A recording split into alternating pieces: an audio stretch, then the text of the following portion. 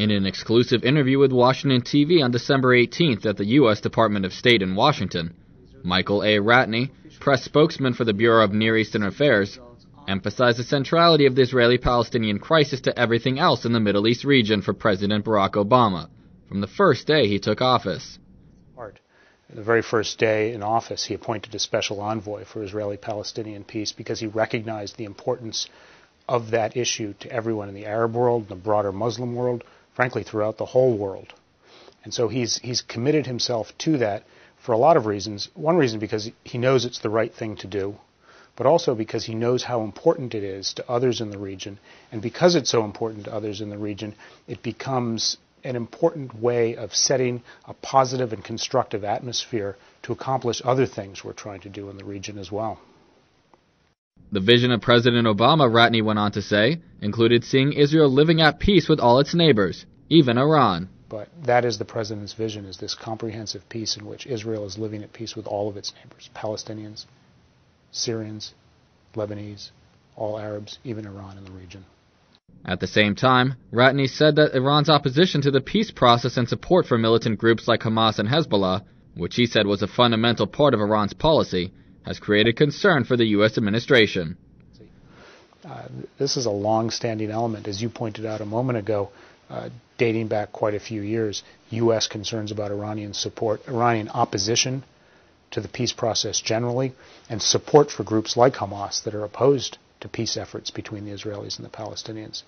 So it's not something we ignore, and it's a fundamental part of Iranian policy that's of great concern to us and others in the region. Another one of the chief concerns of not just the American administration, but the international community as a whole in this regard, according to Ratney, is Iran's controversial nuclear program.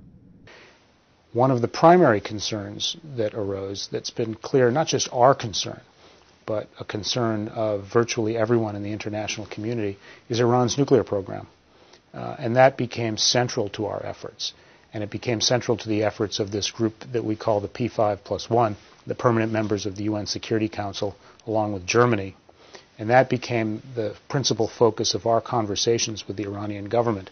And in fact, there had been, for the first time in a very long time, face-to-face meetings that involved both U.S. representatives and Iranian representatives. Now, when those meetings started, it was clear to us, it was clear to everybody, that the Iranian government had other things that they wanted to talk about. They had a much broader agenda. But where we focused on, where we began that conversation, was on the nuclear program, because it was there that we found not just our own government, but others in the region, others in the UN Security Council, were concerned about that nuclear program, concerns about Iran's past activities related to their nuclear program, concerns that Iran had not been fully transparent about the nature of their nuclear program. And so addressing those concerns became one of the principal objectives of our engagement.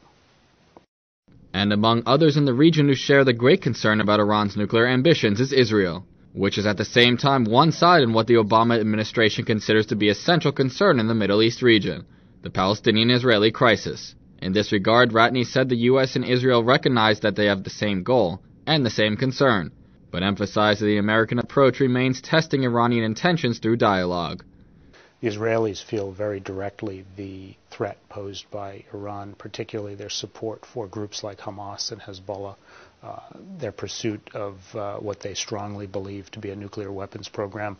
And because Israel is in the region, they're a neighbor, they're in the neighborhood, they feel those concerns much more acutely than perhaps others that are further afield do.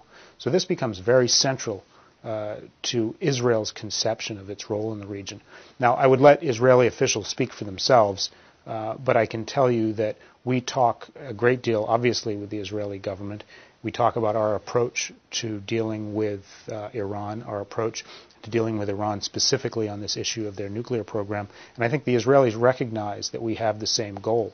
We have the same concerns. It's not just shared by us in Israel. It's shared by virtually everyone in the international community about the nature of Iran's nuclear program and some other aspects of Iranian policy. And we believe through dialogue, that's one possible avenue where we can test Iranian intentions. In order to achieve this objective, Ratney said, President Obama is seeking to change the nature of the relationship between the U.S. and Iran. I can tell you is that President Obama came into office, and one of his objectives was to change the nature of our relationship with Iran. He looked back historically, and we had had essentially 30 years of animosity, 30 years of estrangement, 30 years in which we had very little contact, certainly very little contact at an official level. And he sought to change that. He sought to change that for a number of reasons. One, President Obama is fundamentally committed to the idea of dialogue, the idea of listening and talking, not just to our friends, but to those who have not been our friends, to our adversaries as well. His feeling is, his strong belief is, that's the way you resolve your differences, is by face-to-face contact. Ratney, however, emphasized that the Obama administration's desire to engage Iran directly was not naive, and that the U.S. realized that there are many concerns about Iranian policy, which the U.S. shares with Israel, that remain obstacles in achieving this objective. We're not naive about it. And President Obama is certainly not naive about the chances for success or the chances that after 30 years of this relationship of distance and animosity, we're going to see immediate results. But I think we recognize, the Israelis and others recognize, that we are pursuing this with the intention of not just for the sake of talks, not just for the sake of dialogue, but we're pursuing this because we want to address those concerns in a direct way.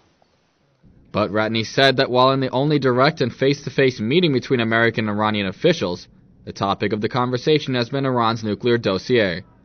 America has not turned its back on those who are calling for reform and greater human rights. He also enumerated some of the U.S.'s specific concerns in this regard. We have a big agenda, and unfortunately, up till now, we've had very few opportunities to pursue that agenda directly with Iranian representatives.